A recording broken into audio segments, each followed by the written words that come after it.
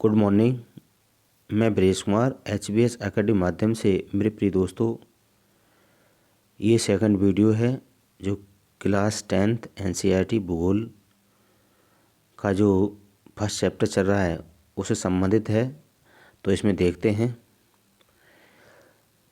ये टॉपिक काफ़ी इम्पोर्टेंट है और इससे काफ़ी क्वेश्चन बनते भी हैं।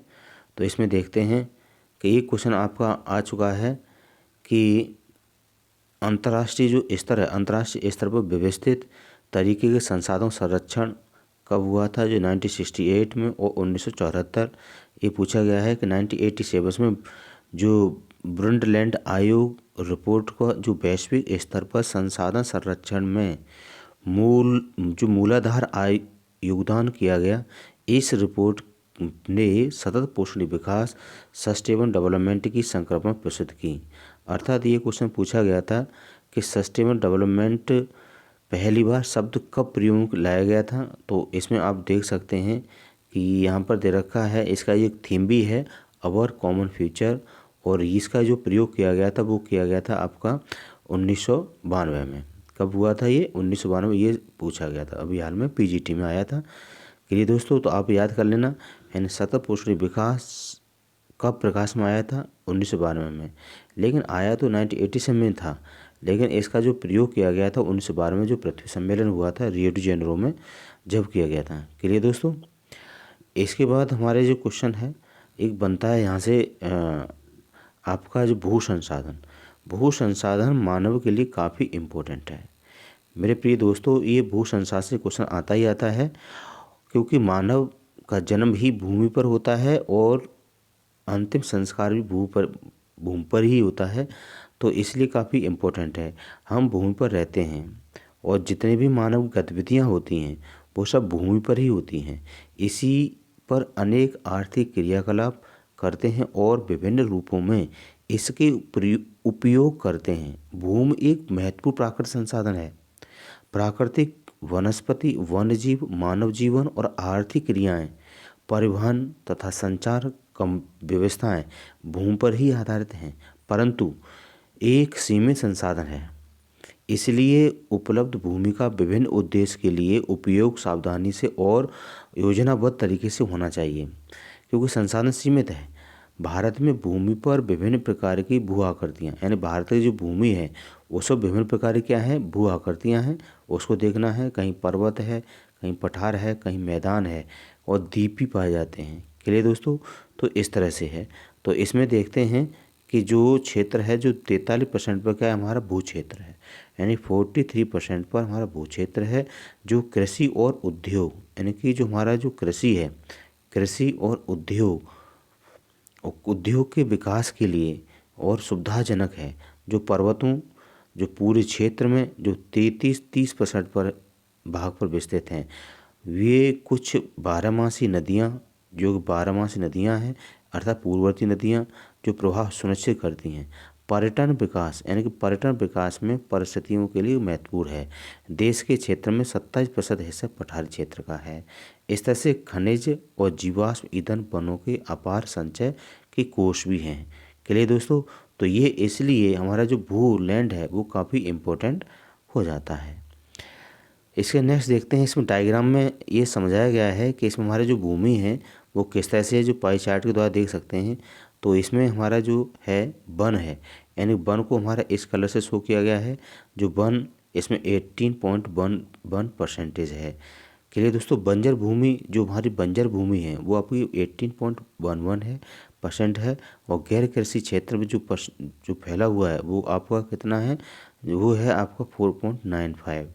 इसके बाद आपका स्थायी चरागाह वगैरह 4.71 पर है। इस तरह से विविध वृक्ष वगैरह ये दे रखे हैं। ये सारी चीज़, ये गतिविधियाँ हो रही हैं और ये फैला हुआ है आपको 46.26% पर आपका ये लैंड क्षेत्र है। क्लियर दोस्तों? तो इस तरह से आप देख सकते हैं। इसके बाद ये सेकंड डायग्राम दिखाया है। इस सेकंड डायग्राम में आप देख सकते हैं कि यहाँ पर भी एक पाई चार्ट बनाया है कि जो कृषि योग्य बंजर भूमि है, जो कितनी है? 5.5 है। परती भूमि अतिरिक्त अन्य पुरातन परती भूमि जो है वो आपकी है आप 23.3% है। और प्रति भूमि जो फैली हुई है वो आपकी है, आप ये देख सकते हैं, यह है 4.9% है। और शुद्ध वगैरह क्षेत्र जो निवल क्षेत्र बोया गया क्षेत्र है वो आपका है यहाँ पर, ये सारा देख सकते हैं। तो यहाँ पर ये 8.7% भी है। ये सारी चीज़ें, ये गतिविधियाँ इसमें देख सकते हैं। यहाँ एक नीचे सारी चीज़ दे रखी है कि भू उपयोग जो प्रयोग होता है वो एक भूमि संसाधन। इसमें संसाधन का उपयोग निम्नलिखित उद्देश्य कर सकते हैं। संसाधन कैसे प्रयोग किया जाएगा? कृषि के लिए उपयोग होते हैं। किसके लिए करेंगे? हम कृषि के लिए प्रयोग करते हैं। दूसरी बंजर भूमि कृषि अयोग्य भूमि है, हम गैर कृषि प्रयोजन में लगाई गई भूमि है, जैसे इमारत, सड़क, उद्योग। प्रतिभूमि के अतिरिक्त अन्य कृषि अयोग्य भूमि है, जिसमें आवास आकर के देख सकते हैं, आकर के हैं स्थायी चरागाह हैं जो अन्य गोचर भूमि है। विविध वृक्षों और वृक्ष फसलों उपवनों के बारे में अधिक भूमि और शुद्ध बोए गए क्षेत्र के बारे में यहाँ पर शामिल नहीं किया गया है। कृषि योग्य बंजर भूमि जहाँ 5 से अधिक वर्षों की खेती न की गई हो, ये सारी चीज़ें रखी है। यहाँ पर दे रखा है प्रतिभूमि। जो प्रतिभूमि है, इस प्रतिभूमि देख सकते हैं कि यहाँ पर हमारे 4 नंबर पर है कि वर्तमान प्रतिभूमि जहाँ एक कृषि वर्ष उससे कम समय में खेती ना की गई हो, ये सारी चीज़ें रखी है। इसके बाद आप यहाँ देख सकते हैं, ये वर्तमान प्रतिभूमि जो है, यानी वर्तमान जो प्रतिभूमि है, इसमें प्रतिभूमि के प्राथमिक 1 से लेकर 5 कृषि भूमि की ना की गई हो। यह शुद्ध निवल बोया गया क्षेत्र एक वर्ष में, यानी एक वर्ष में एक बार से अधिक बोए गए क्षेत्र, यानी एक वर्ष में एक बार से अधिक बोया गया क्षेत्र शुद्ध निवल बोया गया क्षेत्र में जोड़ दिया जाए तो इसको क्या कहलाते हैं? सकल कृषि क्षेत्र कहलाते हैं। काफ़ी इंपॉर्टेंट है, ये क्वेश्चन आता है। तो सकल निवल बोया क्षेत्र कितना होता है? तो जो एक वर्ष में जो फसल बोई जाती हैं, अपन जो वास्तविक क्षेत्र होता है वो निकाल लेते हैं। ये सारी चीज़ें निकल के आ जाती हैं। इस बार देखते हैं भारत में भू उपयोग प्रारूप क्या है। तो भारत में जो भू उपयोग प्रारूप है, जो उन तत्वों को भौतिक कारक हैं, यानी फिजिकल फैक्टर्स हैं। जैसे आप देख सकते हैं, इसमें क्या है? भू आकृति है, यानी पर्वत पठार मैदान है, कहीं पर्वत है, कहीं पठार है, कहीं मैदान है, कहीं झीलें हैं, कहीं तालाब है। जलवायु क्लाइमेट, मृदा के प्रकार और मानवीय जो कारक हैं, जैसा घनत्व है, प्रौद्योगिकी है, क्षमता है, संस्कृति है, परंपराएं हैं, ये सारी चीज़ें इसमें सम्मिलित होती हैं। इसके बाद हमारे भारत का जो क्षेत्रफल है, आपको पता ही है, भारत का जो क्षेत्रफल है 32.8 लाख वर्ग किलोमीटर है। इसमें 93% भाग पर ही भू उपयोग आंकड़े उपलब्ध हैं, जो कि पूर्वोत्तर यानी पूर्वोत्तर जो प्रांतों के आसाम को छोड़कर अन्य प्रांतों को सूचित क्षेत्र के बारे में जानकारी प्रस्तुत करता है। क्लियर दोस्तों? अब यहाँ पर देखते हैं जो उपलब्ध है। इसके बाद जम्मू एंड कश्मीर, पाकिस्तान, चीन अधिकृत क्षेत्र भू उपयोग को सक्षम भी नहीं हुआ है। अब यहाँ देखते हैं, इसमें एक दे रखा है ड्रम में कि भू उपयोग 2 वृत्त बनाए गए थे। आपको पीछे हमने आपको बताए थे, जिस तरह से पीछे हमने देखे थे डायग्राम। और इसमें 1960, 1961, 2014 और 2015 के 20 शुद्ध निवल बोए गए क्षेत्रों और वनों के अंतर्गत भूमि सीमित परिवर्तन ही क्यों आशा है, इसके बारे में चर्चा की गई है। स्थायी चरागाह के अंतर्गत भूमि कम हुई है। पशुधन इतनी बड़ी संख्या के लिए चारा उपलब्ध कराने के कैसे समर्थ होंगे, इसके बारे में चर्चा की गई है, ये देख सकते हैं। और यहाँ वर्तमान प्रतिभूमि, यानी वर्तमान जो प्रतिभूमि है, प्रतिभूमि के लागत से ज़्यादा होती है। इस भूमि के 2 या 3 वर्षों के इनके 2 बार बोया जाता है। यदि इसे शुद्ध निवल बोए गए क्षेत्र में शामिल कर लिया जाता है तो भारतीय कुल क्षेत्रफल का 54% हिस्सा खेती हो सकती है। यानी कितना? 54% पर, यानी 54% पर क्या है, हम कृषि कर सकते हैं। ये वेरी वेरी इंपॉर्टेंट है। क्लियर दोस्तों? अब इसके बाद आता है कि शुद्ध निवल बोए गए क्षेत्र का प्रतिशत भी विभिन्न राज्यों में भिन्न भिन्न है। पंजाब है, हरियाणा है, 80% है। प्रतिशत भूमि खेती है, जैसे अरुणाचल प्रदेश, मिजोरम है, मणिपुर है, अंडमान निकोबार है, ये सारे क्षेत्र इसमें सम्मिलित होते हैं। क्लियर दोस्तों? यहाँ पर इन शुद्ध बोए गए निवल क्षेत्रों का अनुपात उत्दाई इसको माना गया है।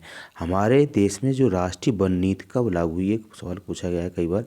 तो राष्ट्रीय वन नीति लागू हुई 1952 में, और इसमें 33% पर क्या है, हमारा भौगोलिक क्षेत्र पर क्या है, वांछित यानी कि वन से आच्छादित होना चाहिए।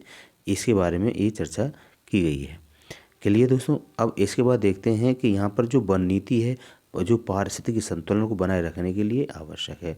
वन क्षेत्र के आसपास जो रहने वाले लोग हैं, आजीविका इस पर निर्भर करती है। तो भू उपयोग को एक भाग बंजर भूमि और दूसरी गैर कृषि योग भूमि में जो लगे हुए हैं, जैसे बंजर भूमि है, भूमि की चट्टान, पहाड़ी चट्टानें, सूखी और मरुस्थलीय जो कंडीशन है उसके बारे में देख सकते हैं।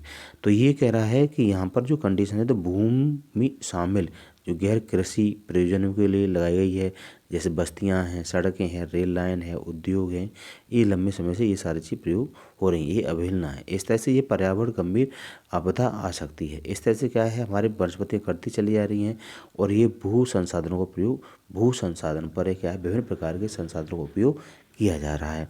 इस तरह से क्या है, हमारे भूमि में ही निम्नीकरण भी हो रहा है, क्षरण हो रहा है।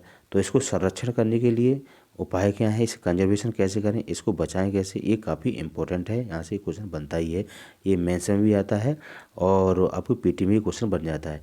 तो भूमि एक ऐसा संसाधन जिसका उपयोग हम पूर्वज से करते आए हैं और भावी पीढ़ियों से इसका उपयोग होता रहा है।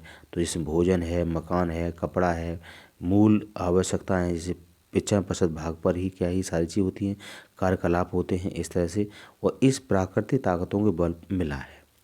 और भारत में लगभग 13 करोड़ हेक्टेयर भूमि पर ये निम्नीकृत हो गया है। 28% भूमि पर निम्नीकृत के 56% भाग पर जल अपरदित से शेष लवणीय और क्षारीय मानव जैसे वनोन्मूलन, पशुचारण, खनन के भी एक निम्नीकरण भूमिका निभाई है। खनन के उपरांत खादानों वाले गहरी खाइयों, मलबे और को छोड़ दिया जाता है।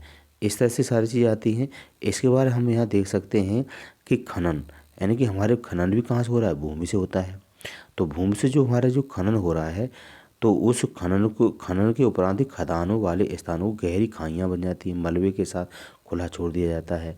खनन की कार्य उत्तर झारखंड है, छत्तीसगढ़ है, मध्य प्रदेश है, उड़ीसा है, अन्य राज्यों वनोन्मूलन, भूमि निम्नीकरण, यहाँ पर क्या हो रहा है, यहाँ पर निम्नीकरण हो रहा है। जैसे गुजरात है, राजस्थान है, मध्य प्रदेश है, इसमें और इस तरह से सारी चीज़ बढ़ती चली आ रही हैं।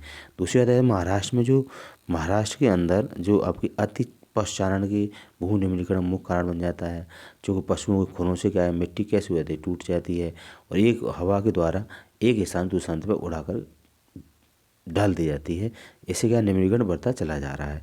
जैसे पंजाब है, हरियाणा है, उत्तरी पश्चिमी उत्तर प्रदेश जैसे राज्यों को अधिक सिंचाई और भूमि निम्नीकरण के लिए उत्दायी है। यहाँ जिस क्षेत्र है, यहाँ पर सिंचाई ज़्यादा अर्थ होने से ही वो भूमि के अंदर क्या है, निम्नीकरण बढ़ता चला जाता है, लवणता की मात्रा बढ़ती चली जाती है। जलाक्रांतता की भी यह भू निम्नीकरण उत्दायी है, जिससे कि मृदा की लवणीयता, क्षारीयता बढ़ जाती है। खनिज प्रक्रियाएं, सीमेंट उद्योग, चूना पत्थर और पीसना और मृदा, ये बर्तनों के चूने को खड़िया मृदा को सैल खड़ी के प्रयोग में बहुत अधिक मात्रा में वायुमंडल में धूल विसर्जित होती हैं। अब जब इसकी परत भूमि में जमा जाती है तो मृदा की जल सोखने की प्रक्रिया भी अवरुद्ध हो जाती है। तो प्रिय दोस्तों, आज हम इतना ही रखते हैं, जो आपके लिए काफ़ी इम्पोर्टेंट है। और अगर मेरी वीडियो पसंद आए उसे लाइक करें, शेयर करें, सब्सक्राइब करें। जय हिंद, जय भारत।